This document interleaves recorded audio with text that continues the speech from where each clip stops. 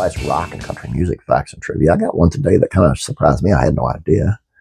But Waylon Jennings is the reason that Willie Nelson's iconic 1975 Red-Headed Stranger album actually got released.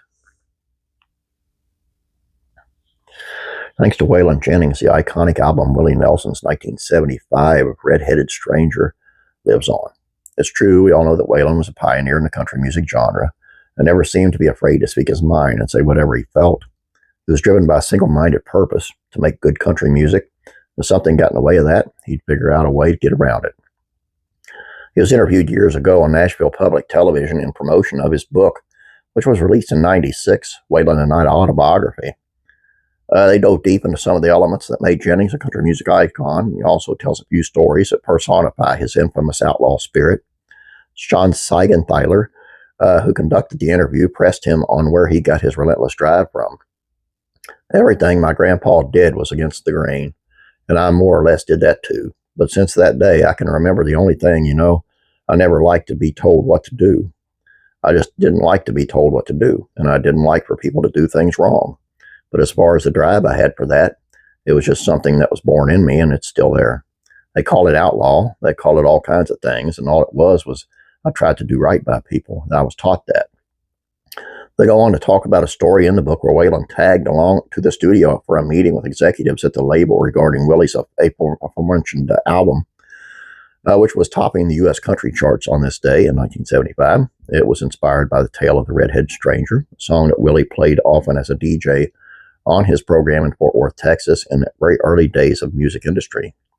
Of course, Willie and Waylon pioneered the country outlaw movement in the 70s, and it's a large part thanks to what happened with one of, if or not the greatest country album of all time, The Red-Headed Stranger. At this time in the 70s, Waylon and Willie shared a now legendary manager, Neil Reshen, and he was the one who invited Waylon to the New York Columbia Records office to come listen in on a conversation. When Willie turned the project in, the record label, as well as their manager, Neil, thought it was pretty thin and underproduced. Just wasn't a lot of flash to it, minimal acoustic instrumentation, and at the end of the day, it's pretty much just sounded like a demo that was ready to be taken into the studio, which is exactly what Willie Nelson was going for and wasn't going to change. However, the executives at Columbia decided they wanted to bring in the famous producer, Billy Sherrill, who most notably worked alongside George Jones and Tammy Wynette to fix, in quotations, the sound of the album. That's when Waylon chimed in on behalf of Willie in the most badass way possible, calling Columbia Records president Bruce Lundvall a tin-eared, tone-deaf son of a bitch. He explains that's how the scene unfolded in the New York office.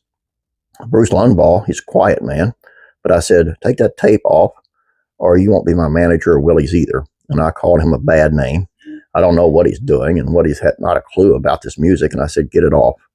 So I got up and I said, I know I'm in your office and I'm getting out. That's it. Luckily, Bruce wanted to know why and told Waylon to sit down and explain what he was missing with the music. I told him all of it. You're missing the whole thing. You're missing the 70,000 people from the Dripping Springs to here. Bruce listened again and decided to release it, though he made it clear to Waylon he still thought he was dead wrong. It wasn't about 6 months later, I was coming down the stairs of my office and I heard somebody say, there's someone here to see you. And I said, who is it?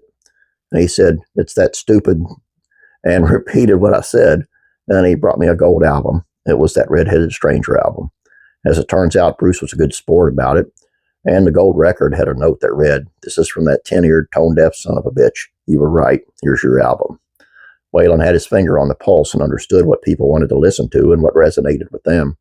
And while Willie ultimately had creative control over what he produced, which was pretty unheard of at the time, wasn't going to let them polish it up. Waylon says they probably would have just shelved it hadn't he went off on Bruce like that. In my opinion, what he says next is one of the main reasons he became so influential and important in country music. He always stood up for what he believed in and never groveled to the powers that be. He said, my problem is keeping my mouth shut. Sometimes it's not even any of my business, but I can't help it. And I think something like that, I knew that the album was right, and I couldn't just see it die like that, and it would have. It would have never happened. It's hard to imagine how drastically different the country genre would have been had this record not been released. It's changed everything. Willie's label didn't even think it was a finished album at first, because it was so bare and stripped back in terms of the production. But he proved that people wanted to hear that kind of music, the lasting success of the album. Ultimately, it became his first #1 country album and changed the trajectory of the genre into fine country sound and songwriting that made it so beautiful and unique. God bless Waylon Jennings that we actually got to hear it.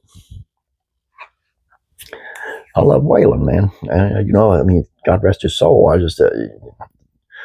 He's got some great stories, and he's a funny man. But he always, if he liked you, he backed your play, and he had your back. It's just, what can you say? Good dude. God bless him.